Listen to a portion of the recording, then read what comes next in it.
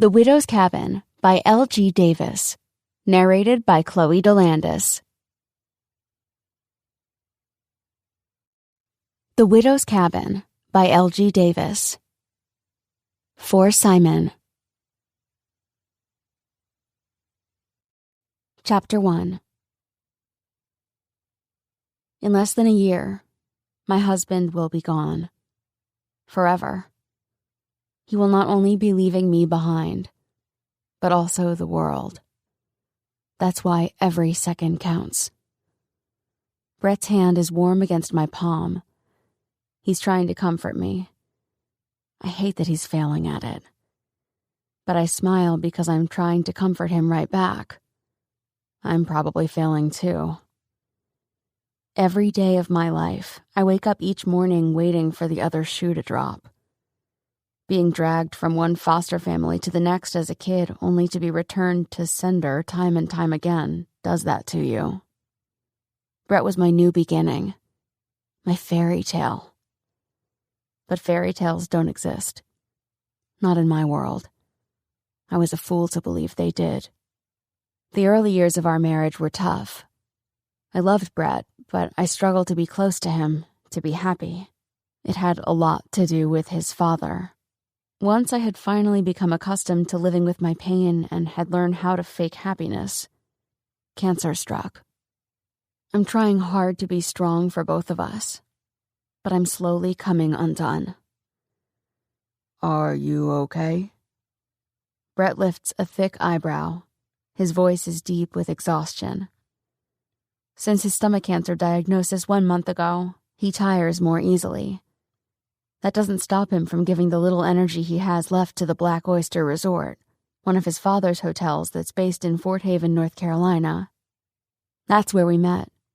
His father had hired me to work as a maid, and Brett and I fell in love and got married within 6 months. Business always comes first for Brett, even before our little family. Whenever I confront him, he denies it, but it's the truth. I thought I was okay with getting the scraps of his time. I forced myself to be grateful for having him in my life at all. Not anymore, though. Not when we have such little time left together. It's our wedding anniversary, and I had wanted us to create one last happy memory. Tonight I had wanted to live in denial, to pretend our life is perfect even when it's far from it. His phone beeps before I can respond, before I can go on fooling myself. The other shoe drops.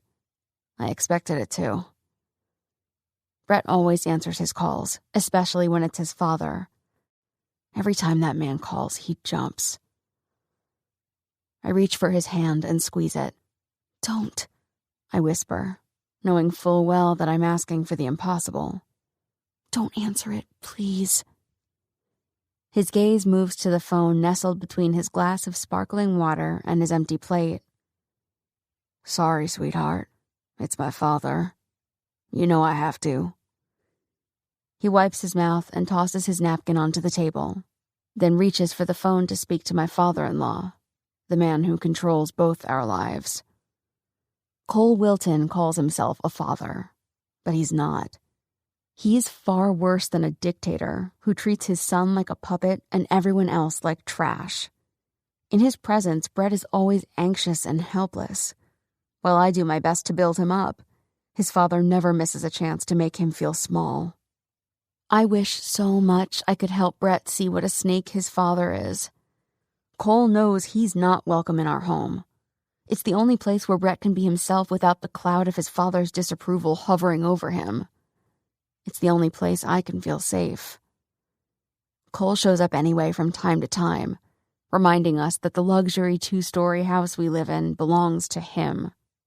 My most terrifying encounter with him was the night before I married Brett. He made it clear to me that he did not approve of me marrying his son and made a promise to destroy our marriage if I didn't call off the wedding. I went ahead and married Brett anyway, but nothing was ever the same. Cole poisoned our marriage before it even started. After the wedding, I was desperate to get away, and I begged Brett to walk away from Fort Haven so we could start a new life in another town. I even proposed that we move to another Black Oyster Hotel location so he could continue to work in the family business. Brett dismissed the idea immediately. His father needed him in Fort Haven, he claimed. The truth is that his father wanted to have him close enough to control. Blowing out a frustrated breath, I fold up my own napkin and push myself to my feet. While Brett is on the phone, I head upstairs to check on Liam. I met Janella at the top of the sweeping stairs. "Liam's sleeping already," she whispers, her face blank as always. At 35, Janella is 3 years older than me, but she already has noticeable wrinkles at the corners of her dark brown eyes and around her pinched mouth. In spite of all of that, she's a stunning woman with big eyes and lashes that don't need mascara to make them stand out. The dark goddess braid she always wears to work and the elegant way she moves make her look royal in my eyes. I only wish she would smile more to light up her face.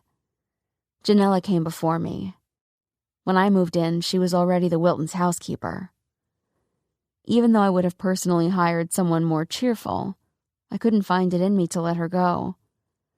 Something about her pulled at my heartstrings. She kind of reminded me of myself. The pain I knew she carried inside her heart connected with mine.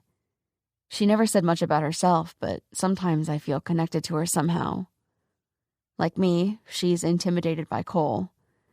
Every time he shows up at the house, her shoulders hunch, and she flinches when he speaks. She's also great at her job and always goes above and beyond, sometimes even taking on the role of nanny to our 4-year-old son, Liam. I tell her often that looking after Liam is not part of her job, but she insists that she likes to keep busy. I only wish I could communicate with her more. Since she speaks only a little English, we use a lot of sentence fragments and sign language to get the message across. What I know is that she's alone in the U.S. while her family is in the Philippines, and she needs to support them on her own. Since she takes on so many tasks around the house and helps me with Liam, I told Brett to increase her salary, but he informed me that it was Cole who paid her. It gets to me to know that Cole has so much control over our lives.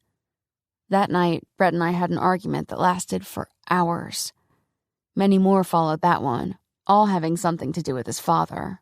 But we always came back to the same place, right where we started, underneath Cole's thumb. Brett was never going to stand up to him and demand his freedom.